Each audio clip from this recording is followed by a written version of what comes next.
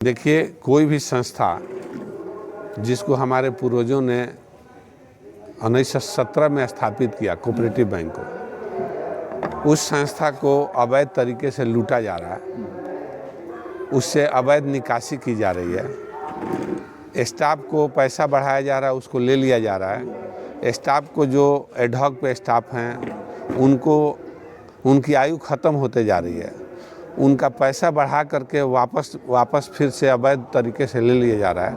मैं चाहता हूं कि उनको अस्थायी करें और उनके 60 साल आयु करें ताकि वो कहीं दूसरे जगह भटकना उनको नहीं पड़े। पहली बात। दूसरी बात कि जो मैनेजर नहीं था, जो क्लर्क में बहाली हुआ, उसको आप मैनेजर बनाकर, जो सक्षम नहीं था, कोई IBPS या किसी परीक्षा को पास नहीं किया, उसको आप मैनेजर बना करके अपने चेक देते हैं और उससे अवैध रूप से पैसा निकलवाते हैं।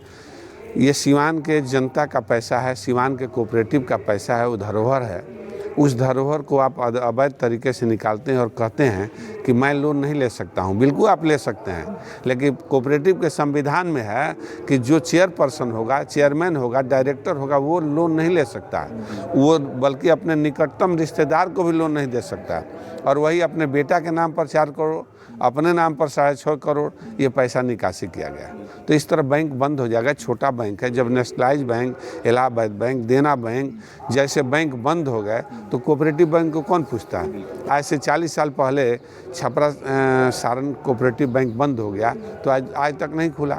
सिवान का एक धरोहर है, हमारे पूर्वजों ने इसका स्थापना किया 1917 में। आज 105 साल का सेंट्रल कोऑपरेटिव बैंक हो गया। इसको जिंदा रखना चाहिए। संस्था जिंदा रहेगा तभी तो एम्प्लॉय जिंदा रहेंगे। एम्प्लॉय कहाँ से उनका सैलरी मिलेगा? वो उसको लूट लिया जाएगा तो कहाँ से पैसा मिलेगा? मेरा यही आरोप है। यानी कि गलत लोग गलत तरीके से कोऑपरेटिव बैंक का संचालन कर रहे हैं। नहीं, गलत लोग नहीं कहेंगे, वो अध्यक्ष हैं इसलिए कोऑपरेटिव बैंक के अध्यक्ष बने हैं। पैक्स का अध्यक्ष ही कोऑपरेटिव बैंक का अध्यक्ष होगा। तो गलत उनकी मानसिकता है। अब जैसे एक छोटा सा काम, stand, cycle stand, motorcycle stand से वो पैसा वसूली करा रहे हैं अवैध तरीके। और रोज गरीब आदमी को रख करके 500 रुपया देते हैं, बाकी अपने पैसा ले लेते हैं। ये तो कोई बात नहीं हुई। अरे उसकी निगरानी कराइए, गार्ड रख दीजिए, जो बैंक पैसा देगा आम ग्राहक का, आम लोगों का बचत होगा। आप 10 रुपया 5 रुपया वसूलते हैं, शाम को उससे पैसा ले लेते हैं। जो वसूलता है उसको छोड़ देना चाहिए, अन्यथा उसको एक गार्ड रख के जनता से पैसा नहीं वसूलवाना चाहिए। तो ऐसे लोगों के ऊपर किस तरह का कानूनी कार्रवाई होनी चाहिए ताकि कोऑपरेटिव बैंक की प्रतिष्ठा बचे और कोऑपरेटिव बैंक जो है दिवालिया होने से बच जाए? देखिए, कार्रवाई के लिए मैंने रजिस्ट्रार कोऑपरेटिव, सचिव सहकारिता विभाग और सबको लिखा है। कोई कार्रवाई नहीं हुई। उसके बाद मैं हाईकोर्ट गया हूँ। अप्रैल में 4 तारीख को इसका हेयरिंग है। इसके पहले ही लोग अपना हलफनामा दायर करेगा लोग, ये लोग बताएगा लोग कि उनके द्वारा क्या क्या अनियमितता की गई है। वैसे नाबार्ड भी जांच करने में आया है, तो जांच करेगा, जो कमी पाएगा उसको उजागर करेगा। तो कानूनी कार्रवाई अपना चल रहा है। अभी चुनाव का समय है, इसलिए उस पर हम बहुत कुछ कमेंट नहीं करेंगे। आपके माध्यम से अपने अध्यक्षों को कहेंगे, कोऑपरेटिव बैंक पैक्स के जो अध्यक्ष हैं उनसे कहेंगे कि संस्था को बचाइए और लूटने से बचाइए, बस। तो कुड़वा पैक्स का भी मामला आपके द्वारा उठाया? हाँ, कुड़वा पैक्स जो रामायण यादव जो अभी बैंक के अध्यक्ष हैं, उनका घर पड़ता है बरहन सिवान प्रखंड में, और उनके बेटा बड़हरिया प्रखंड के कुड़वा पैक्स अध्यक्ष बन गए हैं। जो वहाँ अध्यक्ष थे, प्रबंधक थे, सबको पैसा दे करके मुँह बंद करके वहाँ अवैध तरीके से BDO से मिलकर सदस्य बन करके वहाँ से अध्यक्ष बन गए। तो ये मामला ये भी आएगा अभी आगे। तो चुनावी समर भी शुरू होने वाला है। ऐसे में जो भी प्राथमिक कृषि साख समिति के जो अध्यक्ष हैं या इससे जो संस्था जुड़े हुए लोग हैं, उनसे क्या कुछ कहेंगे ताकि इस बार किसी तरह की गलतफहमी न हो, गलती ना हो, ताकि यह दिन और 10 साल देखना पड़े? देखिए, यही अपील हम करेंगे कि वो लोग अपना व्यवसाय कर रहे हैं, कोऑपरेटिव का काम कर रहे हैं, वो करें, संस्था को बचाएं। कोई अगर 1 रुपया देता है तो आपसे 10 रुपया की वसूली करता है। जी जी। कोई आपको 1 रुपया लेता है तो 10 रुपया का वसूली करता है। उससे बचिए, बैंक को डूबने से बचाइए, और तब आप जो करना हो कीजिए और अपने विवेक का इस्तेमाल कीजिए।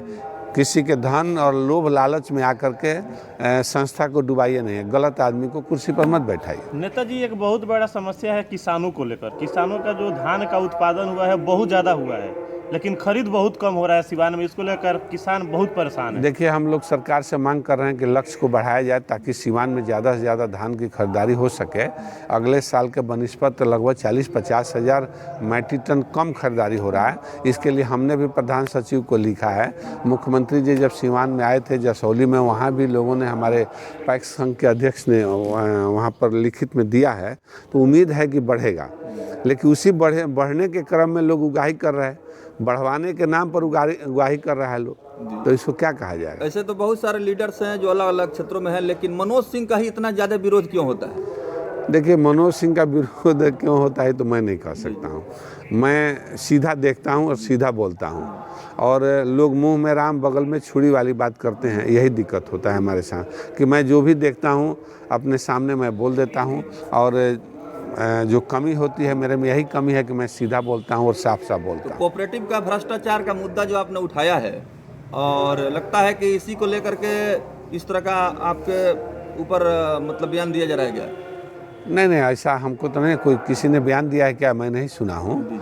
और बयान देने वाले को अपने गिरबान में झांक कर देखना चाहिए कि मैं 10 साल रहा हूँ, कोई 1 रुपया का अनियमितता का आरोप मुझ पर नहीं लगा सकता है। अब मेरे जीवन का आदर्श है कि मैं व्यवसाय करूँगा, उससे कमाऊँगा, लेकिन राजनीति में मैं पैसा नहीं कमा सकता हूँ।